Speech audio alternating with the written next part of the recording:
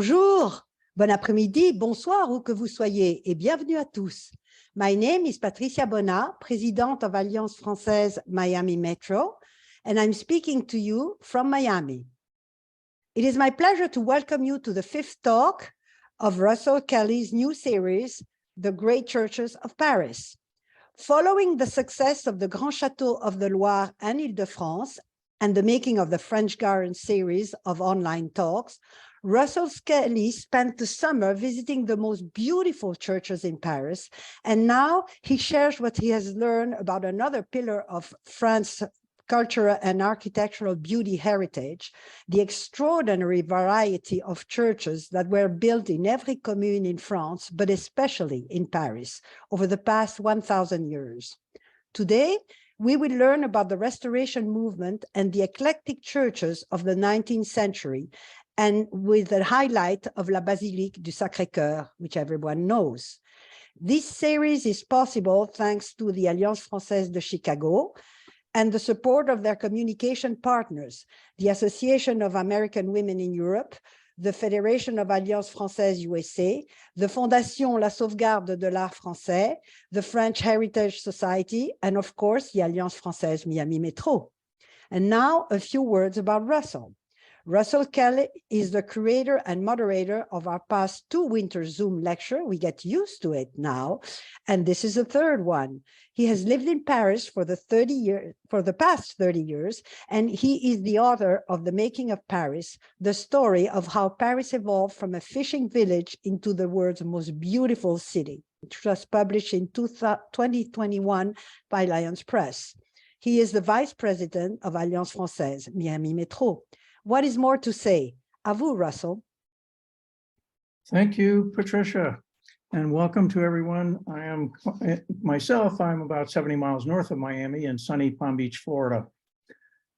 Last week, we talked about the revolution and the devastating impact that it had on the churches and monasteries of Paris. Virtually all of the monasteries of Paris were confiscated and subsequently demolished. Many of the churches were also demolished, and those that weren't were dramatically damaged during the revolutionary period. So this week, we're going to talk about the restoration that took place of those churches during the 19th century. We'll also be talking about new churches that were built in the 19th century and even the beginning of the 20th century. And throughout all of that, we will be following what had been the de-Christianization policy during the revolution, shifted to a secularization policy during the 19th century. And we have a lot of slides to go through today, so let's get on with it.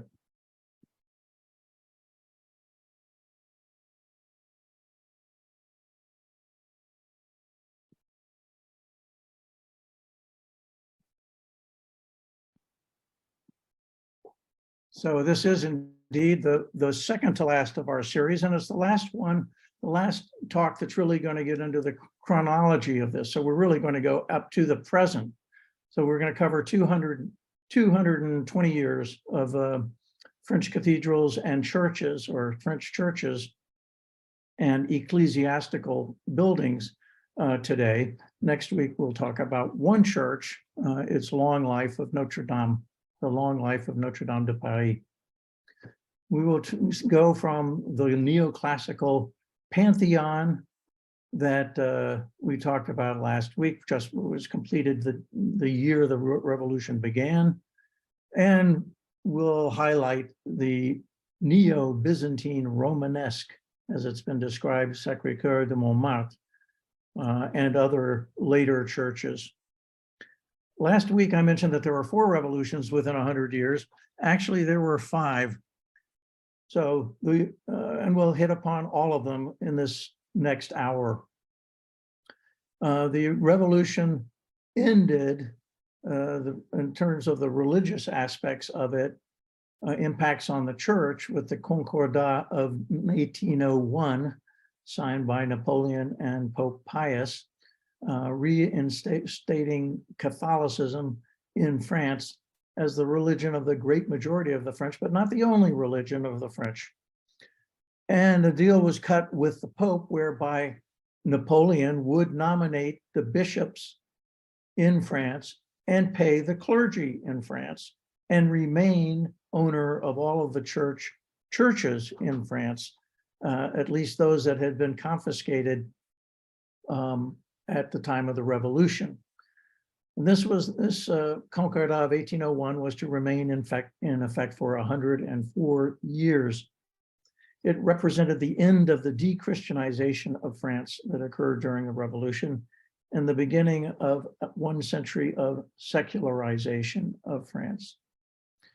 I described the Revolution last week as, among other things, being a war against religion, not of religions, but against religion.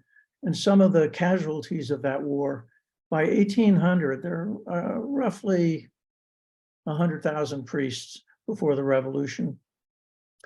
Of them, half agreed to swore their oath of allegiance to the civil constitution of the clergy.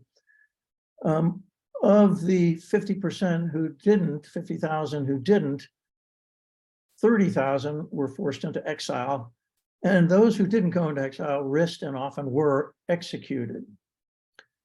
Looking just in Paris, literally only 1/3 of the churches that had been there before the Revolution were standing at the end of the Revolution in 1800. And following the 1800, many of the churches were destroyed, and particularly the monasteries were destroyed, and the convents were destroyed by developers who subsequently subdivided the land and sold it off in lots. Last week, the question was asked about one church in particular that I didn't have an answer to. Now I have an answer. It has to do with Notre-Dame des Victoires. Notre-Dame des Victoires was actually the convent church for the convent des Couvent des Petits Pères, which is located just to the south and west of the Place des Victoires, indicated at the top right arrow there. You can see the church with the arrow, and behind it to the left, the gardens and a cloister. Here is the Turgot map of 1739, showing on the right the circular Place des Victoires, and behind it, once again, the Couvent des Petits Pères. This is enlarged and outlined in blue to show the convent with the conventual buildings and the gardens behind it, the arrow pointing at the church. All of that was destroyed and converted into urban development in the 19th century, except the church, which is the Église Notre-Dame des Victoires, which was started by Louis XIII to celebrate the victory over the Huguenots at the siege of La Rochelle, but it wasn't finished for 109 years by his successor, great-great-great-great-grandson, Louis XV. The Baroque facade of the church was inspired by the Jesuit church in Rome, and it has very simplified interior design, influenced by the Council of Trent, which was the council that promoted the Counter-Reformation to make the church more user-friendly. No narthex, no side aisles, chapels open directly on the nave. It was a lot more intimate, this church. And it included, and still it does, 7 magnificent paintings around the choir by the Dutch artist Karl van Loo. When the revolution occurred, these paintings were removed. And this is an answer again to a question posed last week. Many times during the revolution, the priests and parishioners would remove items of value from the churches to save them from the revolutionaries, which was the case. And they were removed, hidden, and returned to this church in 1811. The church is behind the Place des Petits Pères, which is behind the Place des Victoires, the circular place.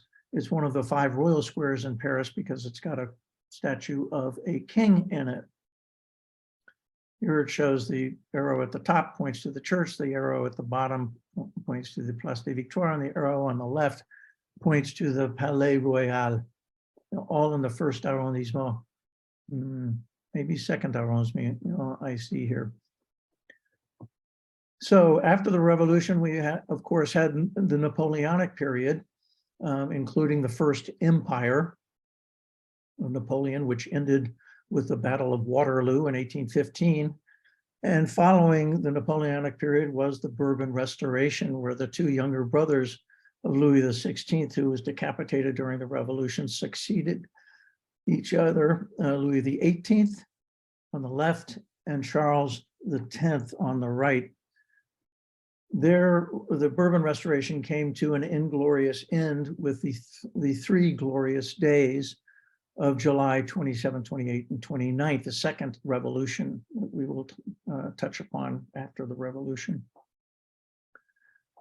This iconic photograph that many of us associate with the first revolution was, in fact, has to do with the second revolution, this image of Marianne. And it brought to power Louis-Philippe, the son of Philippe Égalité that we talked about last week, the Duc d'Orléans. And he was a constitutional monarch known as the King of the French, not of France.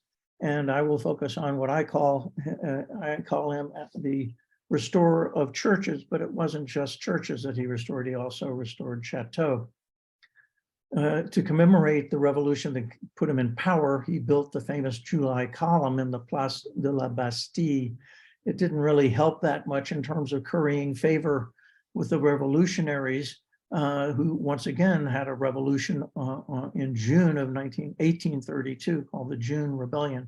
It was a fairly minor rebellion, but it was the subject of and the climax of Les Miserables by Victor Hugo.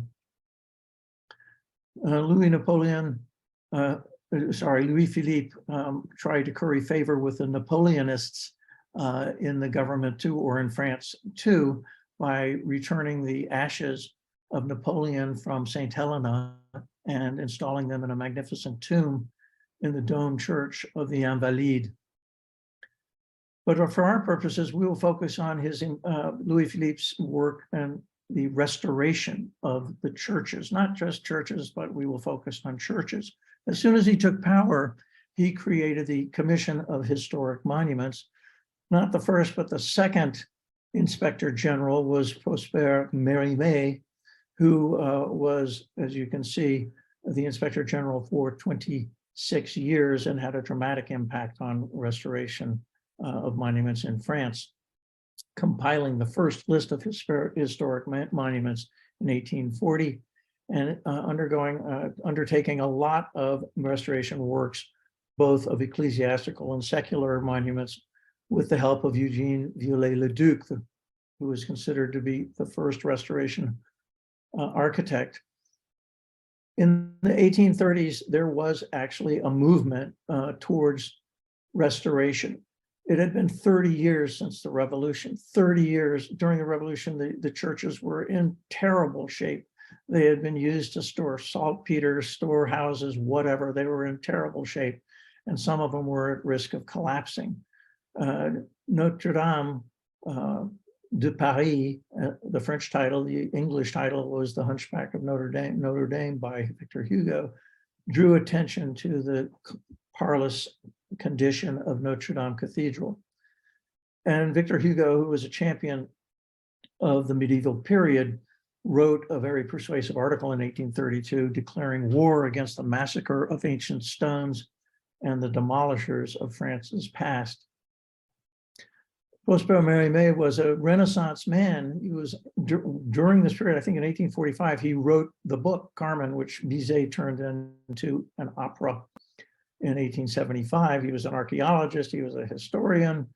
He found the unicorn tapestries while crisscrossing France, examining historic monuments, and founded the Musée de Cluny of the Middle Ages in 1844. His first list of historic monuments consisted of 934 monuments that he had managed to put together in the 6 years that he was in office, first 6 years that he was in office. Most of them were churches and abbeys, but not all. That list has grown, as you can see, to now nearly 45,000 in 2020. He was aided in the restoration work by Eugène Viollet-le-Duc. There had been no real restoration architecture before then. So Eugène Viollet-le-Duc made it up as he went along. He was the first guy to come up with a theory of restoration architecture. And we will talk about briefly now some of his restoration projects in Paris and nearby Paris. His first project he undertook at the tender age of 24 with his collaborator Jean-Baptiste Lassus, where he restored the Église Saint-Germain-l'Auxerrois, the one that is right behind the Louvre. And quickly thereafter moved on to the restoration of the Sainte-Chapelle, including the installation of a new spire, its fifth. These spires would often be damaged in storms, sometimes burned. They always had wooden infrastructures on which were laid sometimes a covering of lead, but they were quite vulnerable to the elements. Rear view of the restored Sainte-Chapelle. He then, with Lassus at first, started the restoration of Notre-Dame, before on the left, after on the right, before, after. The old spire had been removed during the Revolution, or sorry, just before the Revolution, because it was in bad shape. And it was about maybe a half the size of the new one. So that was an example of Viollet-le-Duc's approach to restoration. He thought the original spire, which was the first spire, the one that was removed, actually had survived for centuries, unlike the one at the Sainte-Chapelle. And he decided it wasn't good enough for the Gothic cathedral, so he built a new one that was bigger and better. I mentioned last week that all of the statues above the three portals had been decapitated. The statues of the kings of Judah had been decapitated. Well, Viollet-le-Duc put in new statues in there and new statuary wherever required. Baldus was a famous photographer from the 1860s. So Viollet-le-Duc's, at the same time, he had multiple projects at the same time. At the same time he was working on Notre-Dame, he was working on the Basilique de Saint-Denis, 10 kilometers to the north, where another architect named Debray had been engaged to restore a tower that had been struck by lightning. And the new tower was built on the left, that you can see it's much higher than the tower on the right, and it's got a spire on top of it. But when it could not, unfortunately, the tower could not bear the weight of the spire, and therefore it had to be removed. On the right, Viollet-le-Duc is a plan to replace not only the left tower, but the right tower with new improved towers, both with these dramatic looking steeples on top. But the new towers were never built. This is before the new tower of 1837 was removed by Viollet-le-Duc. And this is what it looked like after it was removed so that it wouldn't collapse. And it was never replaced. So that is still what the facade looks like today. Viollet-le-Duc had to build a new north transept rose window because it had been destroyed during the Revolution. So many times when you go into these cathedrals, you will see these spectacular rose windows and other stained glass windows, and many of them aren't the original ones at all. Sainte-Chapelle de Vincennes. Vincennes is to the east of Paris. If you take line 1 on the metro, the last stop is at Vincennes, the Chateau de Vincennes, which dates back to started by Charles V, but it wasn't finished until Henry II in the 16th century in the flamboyant Gothic style. Because it was the royal chapel, it was a particular victim of the revolutionaries' anti-royalist attacks. The Sainte-Chapelle is situated within the Château de Vincennes, which was built for military defensive purposes back in the 14th century, originally in the 14th century. It includes the magnificent donjon surrounded by this enceinte, one of the best examples of medieval militaristic architecture.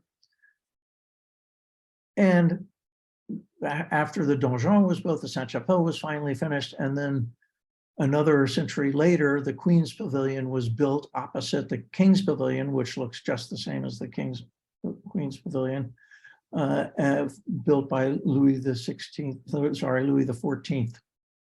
And that's where he and his wife, Marie-Thérèse of Spain, spent the night before entering Paris after their marriage.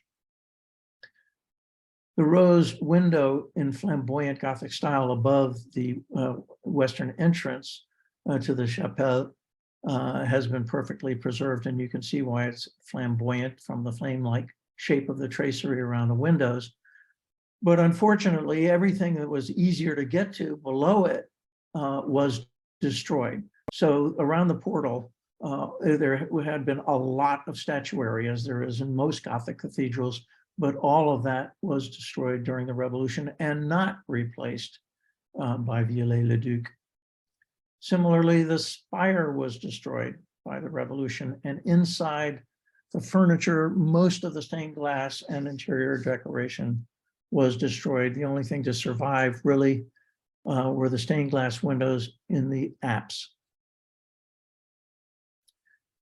The Église Saint-Germain-des-Prés, there, the restoration work was not undertaken by Viollet-le-Duc, rather it was done on the interior by the painters Hippolyte Flandrin and Alexandre de Nouel, who painted every surface and the ceiling of the interior.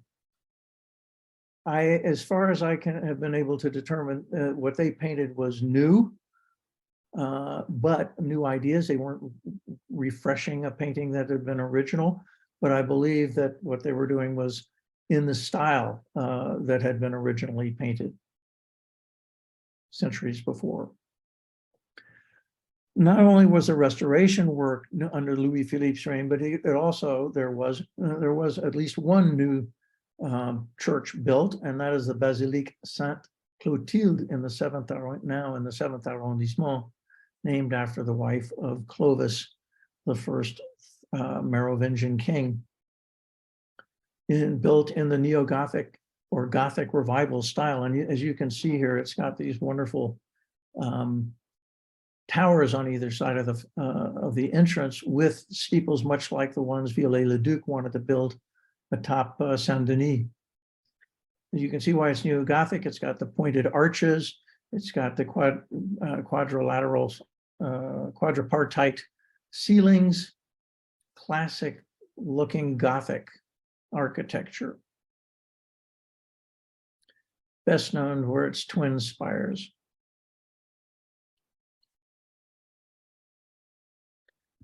So Louis-Philippe came to power in a revolution, and he left power in another revolution, Les Journées de Juin, the June days. This is when the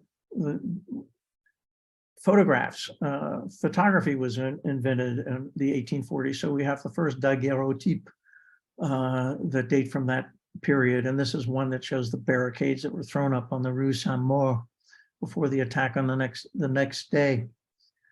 There was a lot of killing in only 3 days. Amazingly, I read 5,000 people were killed, both soldiers and revolutionaries, during the June days, and 4,000 were deported to the new colony. It had not been totally colonized, but still Charles X had started to invade or colonize Algeria. Louis-Philippe was succeeded by Napoleon I's nephew, Louis Napoleon Bonaparte, who briefly served as the first president of the Second Republic and then carried out a coup of his own to make himself Emperor Napoleon III of the Second Empire, which went on for 18 years. One of the first things he did was to appoint Baron Georges Eugène Haussmann, the prefect of the Seine, which was comparable. There was no mayor of Paris, so he had responsibility for Paris. And he was in charge of modernizing Paris. And he reported directly to the emperor, and whose instructions were to open up, tie together, and beautify Paris. And he did so for 17 years of constant work, known as les Grands Travaux, the great works.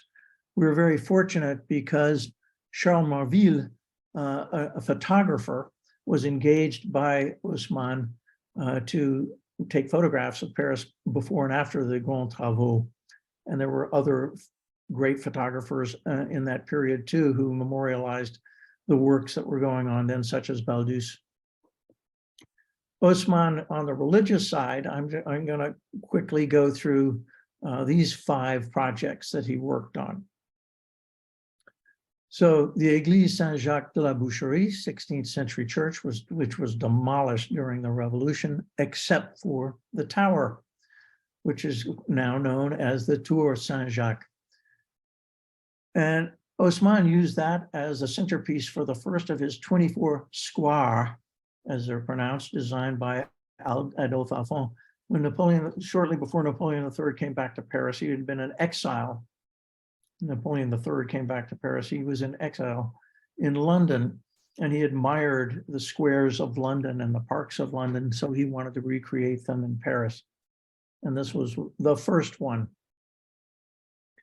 So Haussmann cleared the area around the tower away, converted it into a monumental tower in a square bordering the Rue de Rivoli that he built at the same time. You'll recall from last week that the royal family was jailed in the Tour du Temple, which was enclosed which was the tower was in the enclosure of the temple enclosure north of Paris, the temple being the Knights Templars headquarters. All of that had been demolished after the revolution by Napoleon the First, and Napoleon III created another square called the Square du Temple in its place, and the arrow points to where the tower had been before. Also, where the tower had been before is where the new mairie, the town hall of the 3rd arrondissement, was built again by Haussmann. And to the left, alongside the square, is the Carreau du Temple. And I draw your attention to its unique architecture. It's a metal structure, and we'll talk about those in a minute. That was a phenomenon that took place before and certainly during the Second Empire of Napoleon III. Another great project of Haussmann was to modernize the Ile de la Cité. As you can see, it was just a maze of little tiny streets. A wonderful photograph of what it looked like at that time. Must have been taken from the tower of Notre-Dame. Little streets, insalubrious buildings. It was a dangerous place and dilapidated buildings. And so Haussmann's solution to how do we clean up this, the Ile de la Cité, which is the oldest and dirtiest part of Paris, it was simply to demolish everything between the red lines to the left and to the right, which included more than 20 churches and chapels. One of those churches was the Église Saint-Barthélemy, which was on which footprint was built the Tribunal de Commerce, one of 3 buildings that Haussmann built on that entire space where there had been 20 churches and about thousands of people lived. The church, the Tribunal de Commerce on the left is right across the street from the Conciergerie on the right. Opposite Notre-Dame, he built the Caserne de la Cité, where the troops were to keep order in this revolutionary part of Paris, now known as the Préfecture de Police. This photograph also is taken from one of the towers of Notre-Dame. But I will also talk briefly now about the Hôtel Dieu, the House of God, which was first built next to Notre-Dame didn't exist. Its predecessor was the Basilique Saint-Étienne, St. Stephen's Basilica in 651. And the House of God was the earliest version of a hospital. It was manned and womened by monks and nuns who would look after the sick. And this is the latest version in 1739 in the Plan Turgot. And as you can see, the House of God is on the south side of what is now the square, and it went not only along the Ile de la Cité, but across the Seine, and was also on the left bank. That is the building along the Ile de la Cité that was demolished in the 60s and 70s, and it was replaced by a much bigger Hôtel Dieu on the other side of what is now known as the Parvis Notre-Dame. So this is a phenomenal photograph taken from the Tour Saint-Jacques, looking at the area where the Hôtel Dieu would be built. All of that was demolished, and in its place, the Hôtel Dieu, which went all the way from the quay here on the north side of the Ile de la Cité to the square in front of Notre-Dame. So here's the new entrance to the Hôtel Dieu overlooking the new Parvis of Notre-Dame. Parvis means square of Notre-Dame. Taken from the Tower of Notre-Dame, looking down at this new Parvis, which as you can see was a lot bigger than the old Parvis. The old Parvis is the little bit at the bottom. The light colored stones indicate the borders of the road that went down the center. On the left was the Hôtel Dieu, the old Hôtel Dieu, and at the top right, that kind of semicircular structure, was the apse of a chapel that was destroyed to make the place, make the Parvis. So this is what the Ile de la Cité looked like before Haussmann, and this is what it looked like after Haussmann. 3 gigantic buildings, administrative buildings, replaced all of those medieval habitations, including 20 churches and chapels. Restoration work occurred also during the Third Republic by city architects, not by Viollet-le-Duc. So Baltard, whose name we will see in multiple occasions, was a city architect. He restored the Saint-Eustache Church, and its magnificent organ had to be replaced as well. He restored the facade of Saint-Étienne-du-Mont behind the Pantheon. And an interesting project took place around the Église Saint-Germain-l'Auxerrois, which had been restored by Viollet-le-Duc and Lassus earlier. But the top arrow points to the church, Saint-Germain-l'Auxerrois. The bottom area points to the Colonnade du Louvre, which is the east side, east wing of the Carré du Louvre. And you can see that there are a lot of buildings in between the two. Haussmann did not like to have clutter. He liked organization, and if there was a monument, he liked to have a square in front of it to set it off, just as he had done in front of Notre-Dame. So he cleared the area between the Colonnade du Louvre and the Église Saint-Germain-l'Auxerrois. So here you have the restored church in this empty area. And then another city architect, Théodore Balue, built the Place du Louvre. And he had to fill up the space that was opposite the colonnade. So he put on the left the mairie of the first arrondissement, and in between he built this wonderful belfry, which most people assume is associated with the church to the right, but it is not. It is a decorative belfry that sets off these two kind of mirror structures. The one on the perfect church and state thing on the right is the church, on the left is the town hall. New engineering techniques started to be developed in the 1840s. The bibliothèque, the library Sainte-Geneviève, was built by the architect Henri Labrouste, just next to the Pantheon.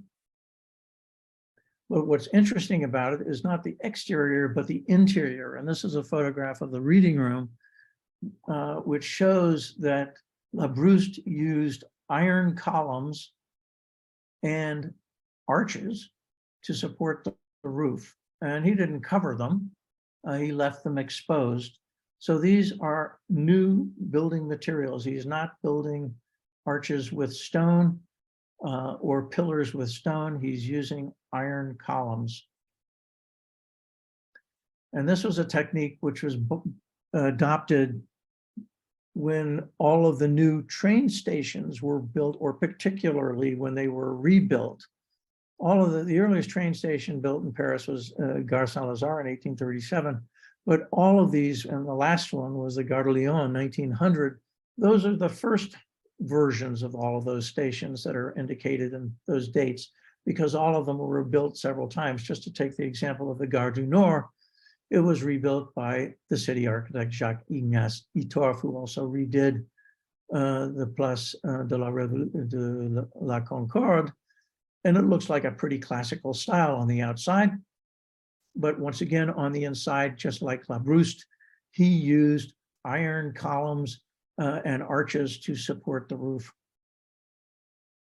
And that, of course, was the very same technique used by Victor Baltard, who had done the Carreau du Temple, who did the Carreau du Temple around the same time. And he used that technique to build Les Halles, the markets of the Les Halles, the 12 buildings of Les Halles. Top right, Saint-Eustache. On the left, the Alloblé, which is now the Tribunal du Commerce, where the Fondation Pinault is located, and the Fontaine des Innocents is still there, but now surrounded by a wonderful square. Unfortunately, all the buildings in between are gone. Les Halles was all demolished in 1971, I believe.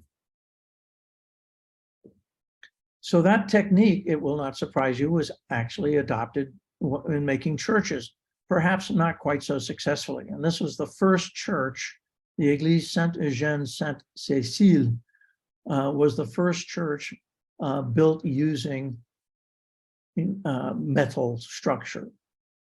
And it was not well appreciated by aesthetes who considered it a pastiche of bad taste.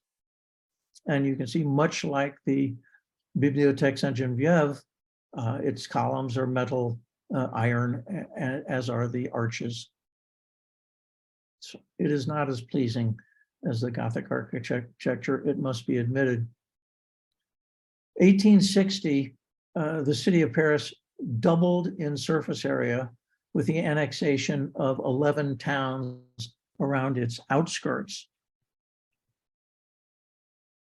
Population doubled. One of the 11 towns was Montmartre, which we will talk about momentarily.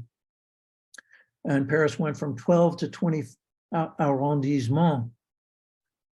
And here they are. It starts one in the center, and then it goes in a kind of spiral, snail-like spiral outside in clockwise area all the way up to 20.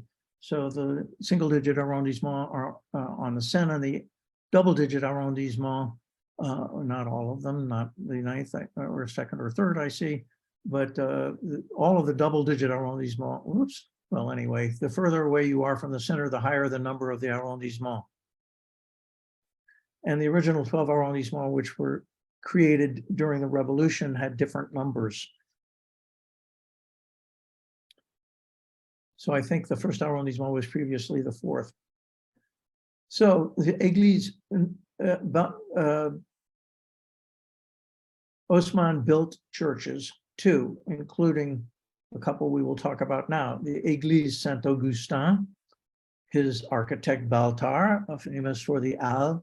Les Halles built the Église Saint-Augustin in the eclectic style. So you can see the Place de la Concorde at the bottom, the Église Saint-Augustin at the top, right next to the Boulevard Malesherbes, which was built by Haussmann into the new area that's now the 17th arrondissement. Looking straight at it. There must have been streetcars because you can see rails in the road. And once again, of course, it has iron columns and arches inside. The use of iron eliminated the need for flying buttresses and for side aisles. The iron was strong enough to counterbalance the weight that was coming down and out from the ceiling. So as a result, these churches were a lot narrower and simpler. It's when you go and you see the Saint-Augustin, which I certainly recommend that you do. Look at that gigantic dome. It looks like it's kind of an odd location on this small triangle of land, but Haussmann was anything but arbitrary in the placement of his buildings. The arrow is pointing to the church. Haussmann, and the one that goes down to the bottom to the right is a line that goes directly from the facade of Saint-Augustin all the way down to the beginning of the Rue des Malesherbes, Boulevard Malesherbes, pardon, that ends in, or begins, I should say, at the Madeleine. And that road turns left a little bit to the left, as you can see, at the Place Saint-Augustin.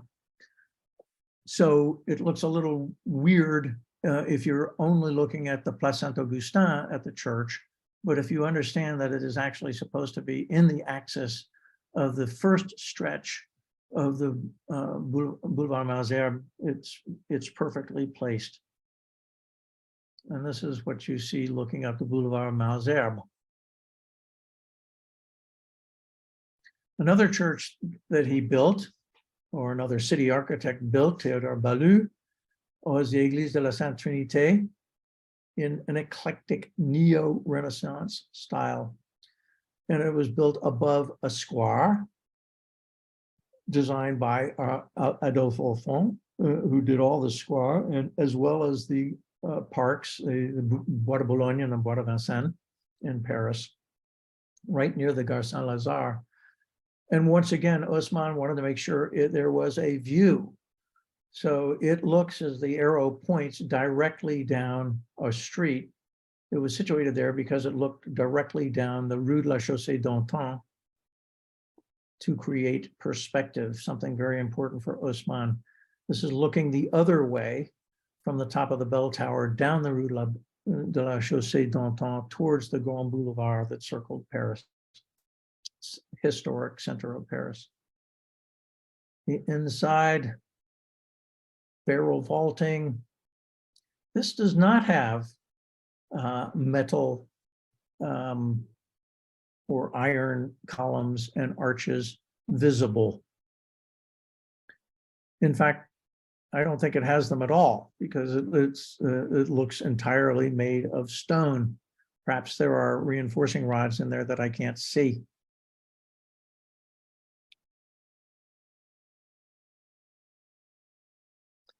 Next church, the Église Saint-François-Xavier, neo-Renaissance facade, built south of the Dome Church and the Invalides in the 7th arrondissement in a new part of town, which Haussmann was trying to equip with churches. Another metal structure eliminated the need for side aisles and flying buttresses. But at least here, the metal structure is not visible.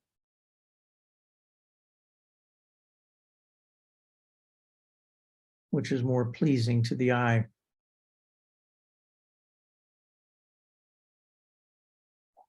Once again, when you go out, it looks like it's at a weird angle. As you know, from after the Council of Trent, none of these churches had to be facing east anymore, and this one is actually facing kind of southwest.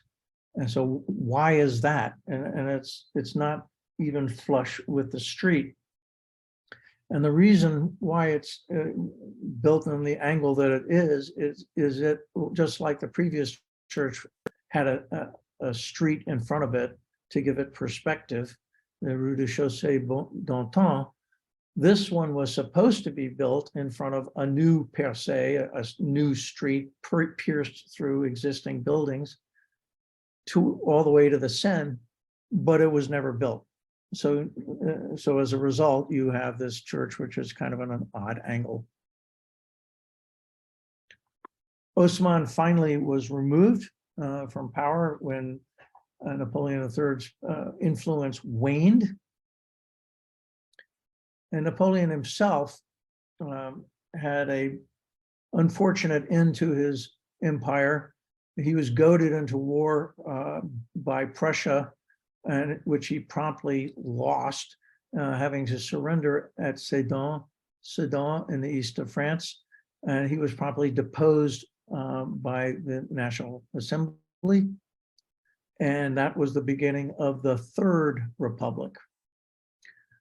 The Third Republic did not, however, capitulate, and France, the Germans carried on from Sedan and actually put Paris under siege between September and January 1971. And finally, Paris surrendered and agreed to reparations, and the Germans left in March of 71, and the Commune promptly began. What was the Commune? It was a group of, it's the fifth revolution that we would talk about in this period. It was a group, everybody who could get out of Paris during the siege did get out of Paris during the siege. The only people who were left were too poor to get out. And they were still there, of course, when the war was over, and they wanted to keep Paris a commune, as they called it, which was as a republic. They did not want the monarchy to return. They did not want an empire to return. So they declared themselves independent. The federal government could not accept this, and so they sent in troops and militia to recover 200 cannons, which had been stored at the top of Montmartre during the siege. And the communards slaughtered the militia, and that was the beginning of the Commune, which went on until until the end of May. It ended in flames with the Bloody Week, where the communards set afire anything that had associations with the government, and particularly with the empire or monarchy, such as at the bottom, the Palais des Tuileries, which was just demolished and never exists, no longer exists. And finally, it ended when the last 174 communards were shot and killed after surrendering in the Père Lachaise cemetery. It was an exceptionally bloody 2-month period, not well understood, second only to the French Revolution in terms of loss of life. And now we have the Third Republic, which was in place from after the Commune, from the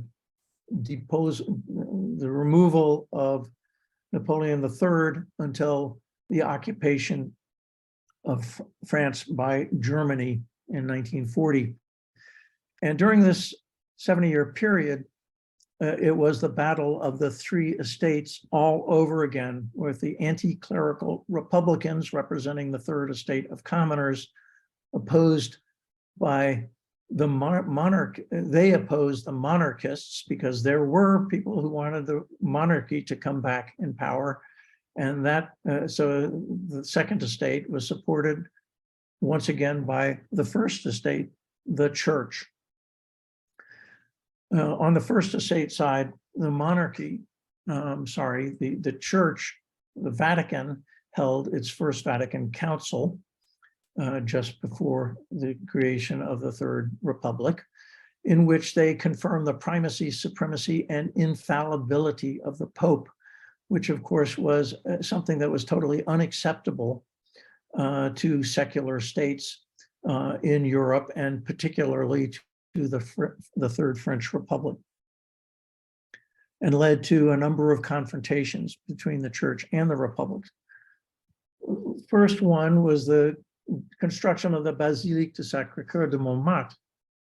And the theory was that this church was supposed to expiate the crimes of the Commune, to reconcile all of the parties. Well, it didn't do the job. That site where it was chosen to build the church was exactly where the Commune had begun only a year or two earlier. And that site was resented by the Communards. This was not a way to reconcile with the Communards. A couple of years later, there was actually a amnesty for the Communards, might have been 10 years later. And the anti-clerical Republicans were greatly offended that the government had actually approved to fund the construction of a church, which flew in the face of the separation of church and state as enunciated in particularly the Concordat of 1804. Nevertheless, the project went ahead, but only in fits and starts because of the opposition even within the government.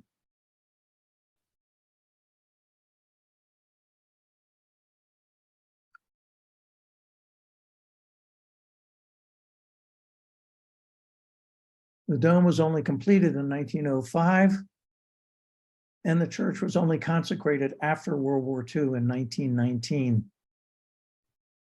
In the Neo-Byzantine-Romanesque style, made of travertine stone, which is self-cleansing, and which is why it's always so bright and white, sitting on the highest point in Paris, Montmartre, the Mountain of Martyrs, where Saint-Denis was beheaded. Jules Ferry was the prime minister of the Third Republic. He's also, before that, the Minister of Public Instruction, of Education. Much of education before then had been done by the Jesuit priests. But Jules Ferry passed his laws in 1881 and 82, making primary education free, laïque, and mandatory for boys and girls. He then set about building a lot of primary schools for boys and girls all over. Each arrondissement has its own schools, and they're all over France. He removed Jesuit priests from schools. They were to be lay, but the Jesuit priests came back. The Dreyfus affair also was a sore point between the anti-clerical Republicans and the monarchists, not just the military. He was a Jewish captain who was convicted of treason on falsified evidence, and when the evidence became clear that it was falsified, or at least very suspicious, it was covered up by the military. Finally, thanks to the intervention of Émile Zola and other Dreyfusards, as they were known, this scandal was brought to, the government was forced to address it, and the military was forced to address it. This was a confrontation between the anti-clerical Republican Dreyfusards and the anti-Semitic, nationalistic anti-Dreyfusards, sorry, did I say Dreyfusards? Republican Dreyfusards and the anti-Dreyfusards supported by the church. That all came to a head in the 1905 law of the separation of the church and the state, which finally abrogated the Concordat of 1801 and brought to an end this century of secularization that I mentioned at the outset. It recognized the freedom to practice any religion. It stated clearly that the state was secular or laïque, and the state, which had up until that time partially paid the clergy, stopped paying the clergy. And not only do the cathedrals remain the property of the state, but all the churches that had been built between the Concordat of 1801 and 1905 were once again, were confiscated, so to speak, and became the property of the local municipalities, although the church was allowed to use them. Any churches built after 1905, on the other hand, I believe are owned by whoever built them, like the church. World War I broke out. Terrible trench warfare led to 1.4 million French dying. It basically took place on the borders of France and Belgium and Germany, but Paris was not spared. The Germans invented a gun called the Big Bertha, which had a range of 75 miles, and it could reach Paris. And during a 3-month period, a 5-month period, 320 to 367 shells were fired on Paris with considerable casualties. From the church's standpoint, the single worst day, or the single worst day from anybody's standpoint, was March 19th, 1918, when one of those shells fell on the roof of the Église Saint-Gervais et Saint-Poté behind the Hôtel de Ville during a service, killing 91 people and wounding 68. As I mentioned, after the war, the Basilique du Sacré-Coeur was consecrated, and there were other churches built. I will just mention 3 that were built using new, again, another new technique, in particular, reinforced concrete, béton armé, as it's called. The first one to be built using this new technique was in Rancy, which is northeast of Paris. But in Paris, in the 1930s, this church, the Église Sainte-Odile, in the 17th arrondissement, just inside the périphérique, Boulevard Périphérique, was constructed. And there it's all about the number 72. It's okay, Neo-Byzantine style. So the style that had been kicked off at the Sacré-Coeur was adopted by a surprising number of churches thereafter. And it's all about the number 72 disciples. So the church is 72 meters long, and the bell tower is 72 meters high. There's the church just inside the Boulevard Périphérique in the 17th arrondissement. And then in the south of Paris, the Église du Sacré-Coeur de Gentilly. I mentioned this church for a couple of reasons. First, because it's one of the churches that you see from time to time when you're driving around the Boulevard Périphérique and you wonder about. It also is in the Neo-Byzantine style. There it is, outside the Boulevard Périphérique in the suburb of Gentilly. But originally, when it was built as the chapel of the Cité Universitaire, which was built just inside what's now the Boulevard Périphérique, on the site of what were the Thiers fortifications, which was the last wall around Paris, which existed during the siege of Paris in 1870, but which was demolished progressively starting in the 1930s, and ultimately is where the Boulevard Périphérique was built. And it separated the Cité Universitaire, which is kind of a dormitory for the University of Paris, for foreign students in particular. And the Boulevard Périphérique separated this church from the chapel, from the Cité Universitaire. This is what you see when you're driving east on the Boulevard Périphérique. And it's been a Portuguese church since 1979. Fast forward, we're now in Charles de Galle's reign. We're at the 5th Republic. Sorry, yes, 5th Republic. The 4th Republic was 45 to 58, and the 5th Republic was when de Gaulle took over, and we're still in the 5th Republic. And he was I believe, the first president to appoint a minister of cultural affairs, and that was André Malraux, the author André Malraux, who set about the cleaning of the facades of Paris, not just churches, but certainly churches.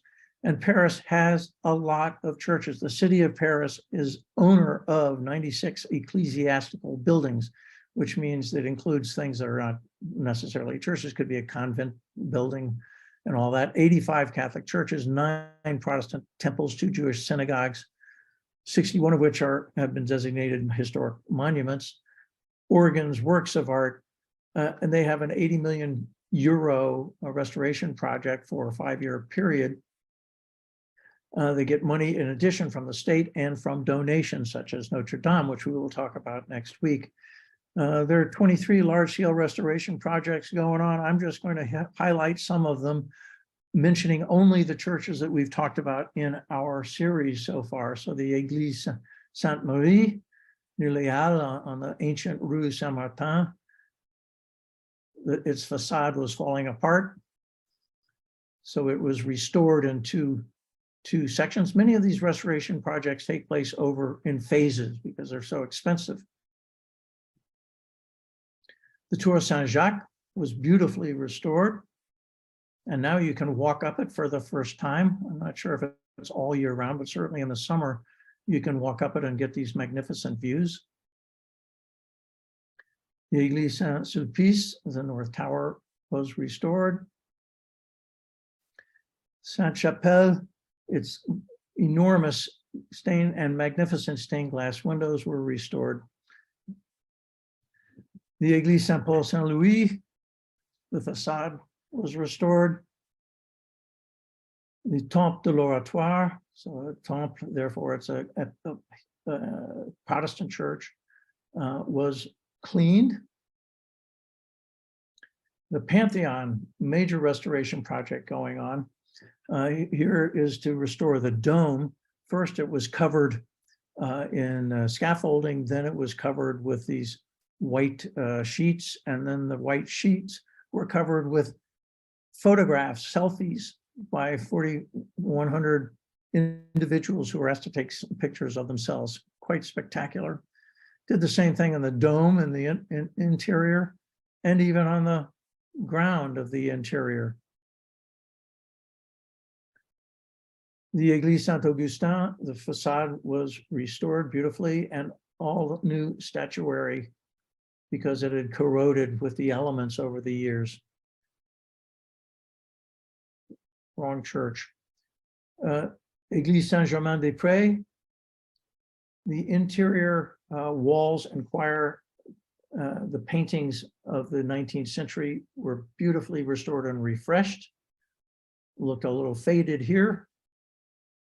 Now they're bright, incredibly bright colors, which is pretty amazing to see. This is the church that is the most painted in Paris, except for the one that we saw earlier, Saint-Odile, I believe it was, which was the pastiche of bad taste. Église Saint-Eustache next to Les Halles. The south portal was restored. The west facade is being restored. And remember the Église Sainte-Trinité that overlooks the Rue Chaussée d'Antin?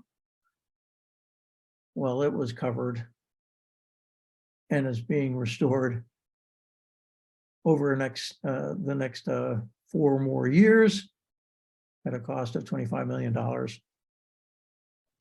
Which brings us to the greatest restoration project of all, Notre-Dame de Paris, which we will talk about next week. Thank you very much. Very, very much, Russell. This is the before last presentation of a series of 6, and we are going to really miss our Thursday rendezvous. So we have many interested participants and listeners, and obviously they all visited Paris. And we have a few questions. You spoke about the restoration of the churches, and you spoke how a sovereign commissioned architect like Viollet-le-Duc and your tongue slipped. You said that under the reign of Charles de Galle, he commissioned André Malraux. So we would like to know, but there was part of the answer after the question was asked, but who is really in charge today, especially now that we saw the scaffolding with a David Yurman ad on it? Well, so who's in charge of restoration? As we will talk about at some length next week, Notre-Dame is owned by the French Republic. It is one of the 87 cathedrals throughout France that is owned by the French Republic. So they are ultimately responsible for its repair and restoration. And of course, they are soliciting donations as well. They're happy to take donations, but they are the ones that are responsible. All of the other churches in Paris, or at least the ones that I showed pictures of, the ones that were built before 1905, and those are the ones that are being restored, are all owned by the city, and they are responsible. It is true when you see the David Yurman ad, which when you go around Paris, you will see quite a few of these gigantic scaffoldings with ads for luxury goods or tech products, whatever.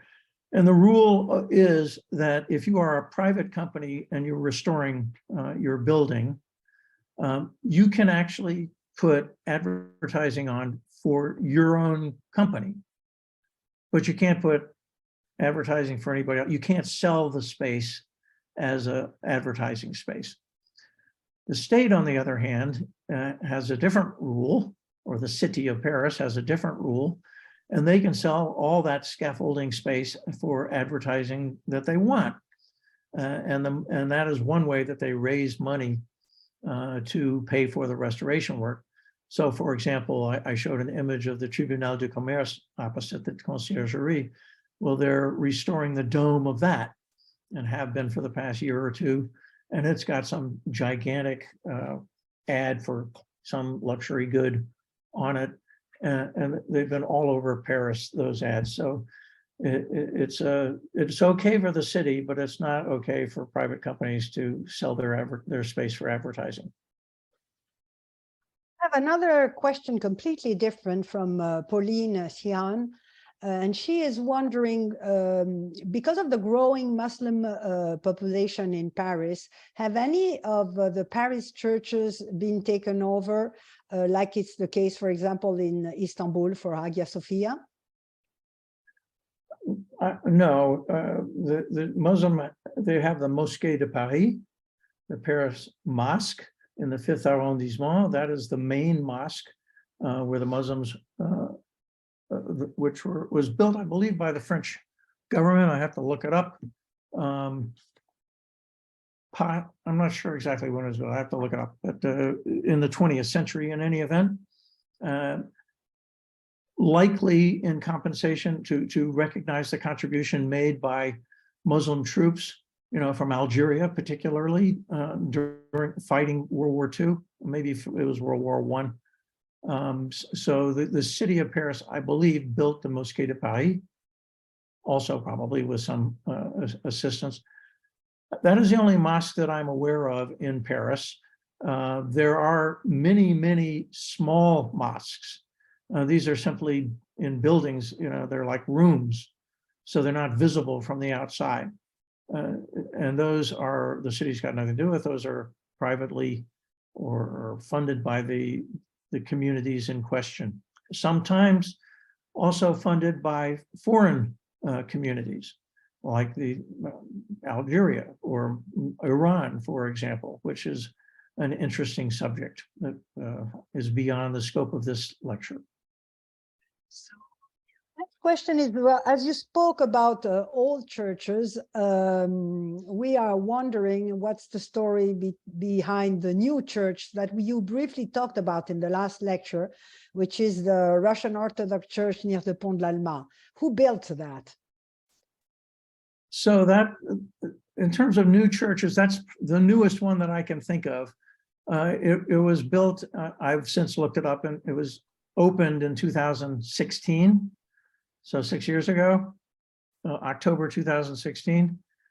And it was built on land. I don't know if the city of Paris gave it to the Russian government or if the Russian government paid for it, but it used to be occupied by France Météo, which is the meteorological agency of France, which was actually quite a cool, I liked it, rather Art Deco building, but it was torn down, and the Russian government built this quite beautiful building with 5 gilded onion domes there. And I've never seen anybody in it. Every once in a while it's open. But that's the only new church, really new church that I can think of. There's a question from David Horn, which we salute here. We don't see him, but he wants to know how long Haussmann worked on Paris. How long did the work of the city of Paris by Haussmann was? And how many laborers were involved? I'm sorry. How many laborers? Yeah. Ooh la la. That I have no idea, but I mean, it was, tens of thousands is what all I can say, is because he was working on his projects between 1853 and 1870 when he was ultimately fired, not by his boss, but his boss had to delegate power to the National Assembly, who hated Haussmann because he had been railroading through his projects over everybody. He didn't care what anybody thought about knocking down a neighborhood. As long as the emperor said it was okay, he went ahead and did it. So he made a lot of enemies. So Haussmann, and he had deadlines. So for example, when he was, one of his first projects was to build the Rue de Rivoli, and that had to be done before the 1855 World Exhibition. London had the first World Exhibition, I think it was 1851 or 2 at the Crystal Palace. And once again, Napoleon wanted to emulate London. And so he had his World Exhibition in 1855. And in order to smarten up the city, he needed this road for a grand entrance. And they were working literally 24 hours a day, which is pretty impressive. They actually set up lights in some way so that workers could work overnight to get ready for this project. So he threw a lot of resources, and Paris, incurred gigantic debts, which is one of the reasons why Haussmann was fired. But most of us believe that they were well worth the investment and more than paid for themselves over time. So a wrap-up question, which I thought was very interesting, is that it's almost a tour of Paris you offer us here. And where do you find your photographs, your maps, all the images that you offer to us week after week? Well, when I do my research, I mean, sometimes I do it where I'm looking for information, and then once I get the information, I'm looking for an image that reflects that information. Many times they come together. So one of the best sources, particularly when it's these churches, yes, I've read books on the subject, but you go to the churches themselves, they have histories, about their own history, they have images as well. Or in the case of individual, there are a lot of history nerds out there who have blogs with incredible detail. It's remarkable how people get into this thing. So I read these, and I use their images, or if they don't have good ones, I'll look for a better one. And there's an amazing amount that's out there available on the internet. One of the most important things, however, as people keep telling me, is that we have to know where the churches are. So you've got to find them on a map. So yes, I use Google Maps, for example, to situate where churches are in modern Paris, but the best maps are the historic maps that show you what they looked like and where they were situated when they were first built. And by far the best map that I used a lot, of course, in this series, is the Plan de Turgot of 1739, which has bird's eye view of literally every building on a street in the city of Paris as of 1734. It wasn't published till 1739, but the images date, or the drawings date, from 1734, and those are precious. Those are the best. Wrap-up questions. So thank you again very much, Russell, and thank you for everybody for attending. So we'll see you next week, same place, same time, Thursday, February 16. And of course, it's going to be the Grand Finale, which is La Cathédrale Notre-Dame de Paris. And we will have also a surprise guest. So it's going to be extremely interesting. So be there. And good afternoon to all.